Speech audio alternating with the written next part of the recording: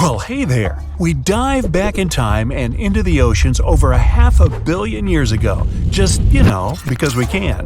Whoa! Watch out! It's not Megalodon or giant sea reptiles you need to look out for here. It's a bizarre, unearthly-looking creature called anomalocaris. The name means unlike any other shrimp, and I think you'll agree, it looks like a nightmarish cross between a shrimp and a modern-day centipede. 2 tentacles protruding from its face, each lined with razor-sharp teeth. Oh yeah, and this thing was about the size of your leg. With a wave-like movement of the flaps on each side of its body, it was graceful for a terrifying creature. It was also more advanced than any other life on this planet at the time. Especially those huge eyes. You have only one lens in each of yours. This giant shrimp had 16,000. That's 4 times more than a common housefly. And you know how good their vision is, good enough to dodge that swatter every time. All this allowed Annie to become one of the first animals on this planet to feed on others. Yep, here it is, Earth's first hunter. Its favorite meal? Trilobites. Hey, try a bite. Those are the ancient ancestors of crabs. Some of their fossils have marks on them in the same shape as the monster shrimp's mouthparts. Terrors of the past like this got to be so giant thanks to more oxygen in the atmosphere.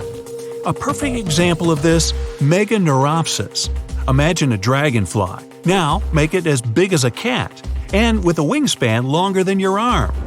Megan, the monster-sized dragonfly, could easily grab other insects or even small animals, and she ruled the air with quick movements. Back then, there were still no large birds or other airborne enemies for this behemoth bug, so it was safe and free to grow as large as this planet would allow.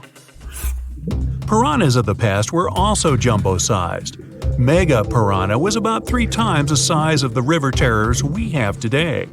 Its bite force was about the same as a tiger's, and those striped kitties bite down 2 times harder than lions. That means it probably not only dined on other fish and any land creatures that, got too close to the water, but it could also easily crunch down on large turtles and other unlucky shelled creatures. And fun fact, modern-day piranhas bark like dogs when they're about to enter a confrontation. It actually sounds more like a frog's ribbit. But makes you wonder, what did this mega-sized ancient cousin sound like? A bear roaring? How about giant sea scorpions the size of your bed? Go back about 460 million years and you'd see them swimming under you. And watch out for that tail. Scientists still don't know if these creatures could use it to inject venom like your standard land scorpion, but something tells me I wouldn't want that thing anywhere near me. Then there's this guy, Tyrannosaurus. Terry looks sort of like a goose with long arms.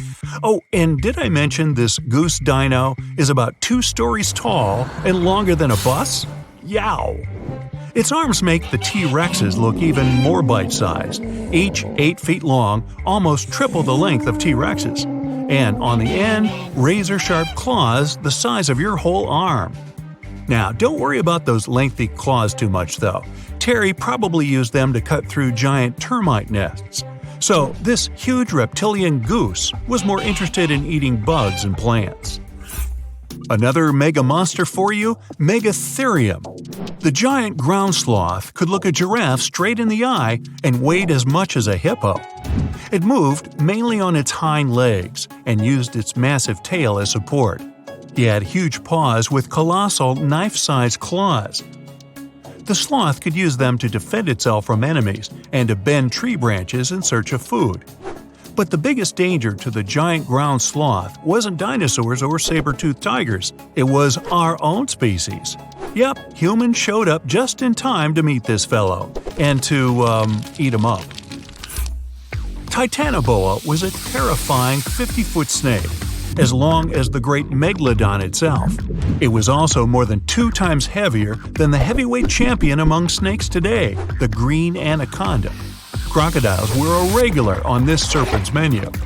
Titanoboa could swim 3 times faster than the fastest Olympic swimmer our species has ever seen. It was quicker and more dangerous in the water than outside it. And don't forget the boa part of its name. This massive snake wasn't venomous. Instead, it liked to squeeze. Remember that giant shrimp from earlier? Well, opabenia looks like its teeny tiny finger-sized cousin. And instead of two toothy tentacles, this thing had a vacuum hose coming out of its face. On the end of that trunk, what looks like a single crab claw. Add 5 eyes and a mouth under its head, and you've got a recipe for something not of this planet. Only it is. This creature used its trunk like an elephant does. Its claw grabbed food from the bottom of the ocean and brought it up to its mouth. This thing is so weird-looking that, apparently, when the scientists who discovered it presented his findings to an audience, they all laughed as if he were joking. Now, a real-life monster, the tully monster. From a distance, it looks a bit like Nessie, that long neck and teeth-lined jaws.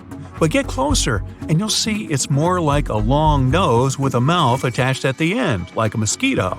Its eyes are further back, sticking out of tubes all snail-like. Tully was an ancient mollusk, about the size of your forearm. It probably dined on jellyfish and shrimp 300 million years ago. Thylaka smilis will put a smile on your face as long as you don't get too close. No, it's not a relative of the saber-toothed tiger. It was a marsupial, making it more related to a kangaroo than anything. And if you compare them to body size, its fangs were actually longer than a saber-toothed tiger's. And they grew continuously. As for that beard on its chin, that's actually all chin. The lower jawbone grew down to a point under the mouth. Those fangs were rooted to the skull, going way back to its eyes. When the mouth was closed, that bony beard protected the long, sharp teeth from breakage.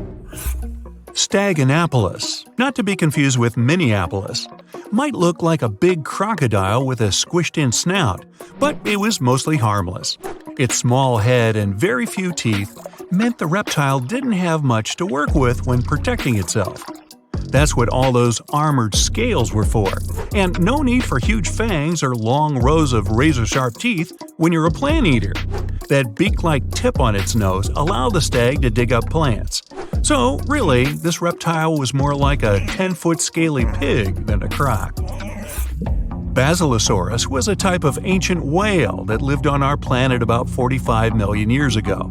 Not quite as long as a blue whale, but this guy was still big enough to munch down on other whales and even sharks. Some people believe these monsters could still exist today. Eyewitnesses claim to have seen a giant sea dragon, and Basilosaurus fits the description.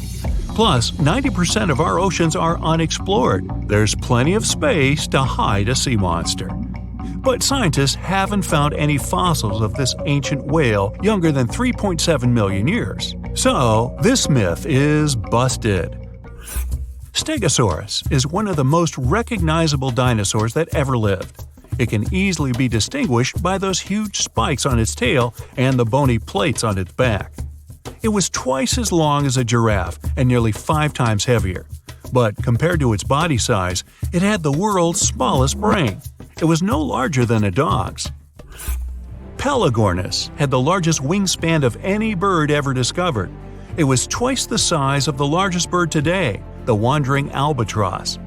Such huge wings made it hard for the bird to take off. It could only do so by jumping off cliffs.